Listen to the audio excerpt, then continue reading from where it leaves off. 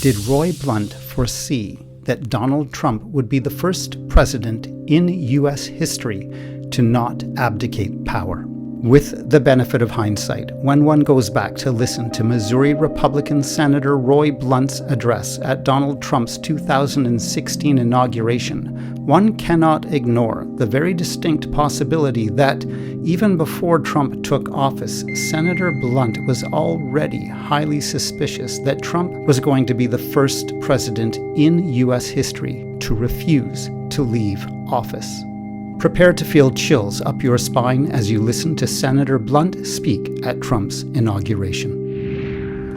36 years ago at his first inauguration, it was also the first inauguration on this side of the Capitol, President Ronald Reagan said that what we do here is both commonplace and miraculous. Commonplace every 4 years since 1789, when President George Washington took this exact same oath.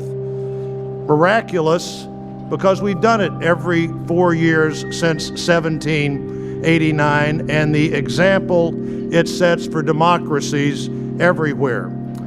Washington believed the inauguration of the second president would be more important than the inauguration of the first. Many people had taken control of a government up until then, but few people had ever turned that control willingly over to anyone else.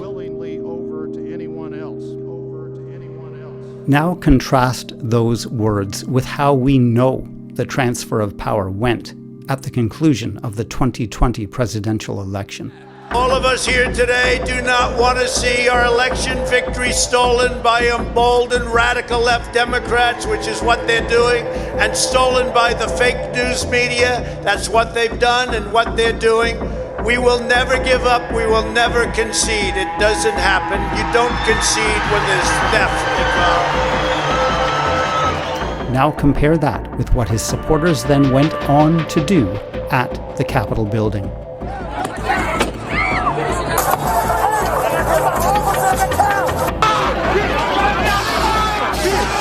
This is now effectively a riot. 1349 hours declaring it a riot. Okay, guys, apparently this tip of the spear has entered the Capitol building.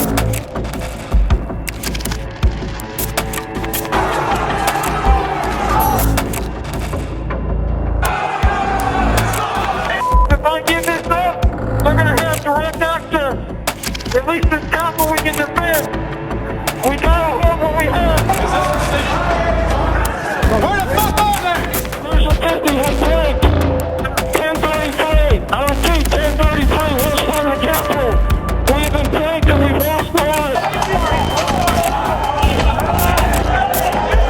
Who wants the shield? Lock them together. Lock them together. Lock them together.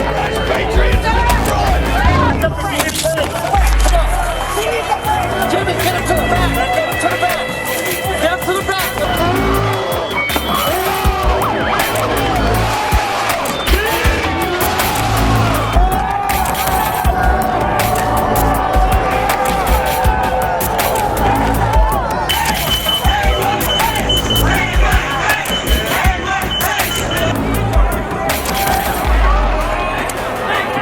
They've got the gallows set outside this Capitol building. It's time to start fucking using them. And Trump continues to defend himself to this day by saying that the insurrection never happened. It's fake news. Or, well, it did happen, but it wasn't as bad as they made it out to be. Or, yeah, it happened, but it wasn't my supporters. Or, it did happen, but that's what you can expect to happen when you attempt to steal an election. I'll remind you that Donald Trump appears to have known ahead of time that he was going to lose the election. And Steve Bannon, Trump's former chief strategist, was recorded on the evening of October 31st, 2020, explaining to Trump associates in the war room offices in Washington, D.C., how, if the Republicans were losing on election night, then Donald Trump was simply going to claim that the election was stolen. Listen to this. And what Trump's going to do is just declare victory, right? He's going to declare victory. But that doesn't mean he's the winner. He's just going to say he's the winner. The Democrats, more of our people vote early that count. Theirs voted mail. And so they're going to have a natural disadvantage, and Trump's going to take advantage of it. That's our strategy. He's going to declare himself a winner. So when you wake up Wednesday morning, it's going to be a firestorm.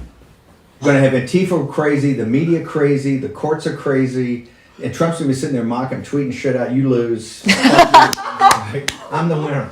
I'm the king. And he'll be all over. He'll be going, where's Hunter? Is Hunter on a crack pipe? I mean, no, he'll be, because then it doesn't matter. Remember, here's the thing. After then, Trump never has to go to a voter again. He's going to fire Ray, the FBI director. He's going to say, fuck you. How about that? Because he's never going to, he's done his last election. Oh, he's going to be off the chain. He's going to be crazy. Also, if Trump is losing by 10 or 11 o'clock at night, it's going to be even crazier. Because he's going to sit right there and say they stole it. Agree. I'm directing the Attorney General to shut down all ballot places in all 50 states. It's going to be no. He's not going out easy. If Biden's winning, Trump is going to do some crazy shit. Steve Bannon is now in a federal prison for defying a congressional subpoena requiring him to appear before the Select Committee and to produce documents for that committee related to Donald Trump's efforts to block the transfer of power after Trump lost the election.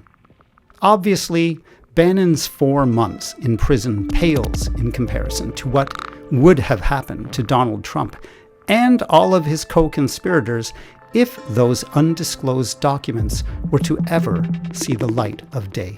To learn more about the charges that Donald Trump and his associates face, take a look at this video. And if you enjoyed this content, then don't forget to like and subscribe, and I'll see you in the next one. Take care.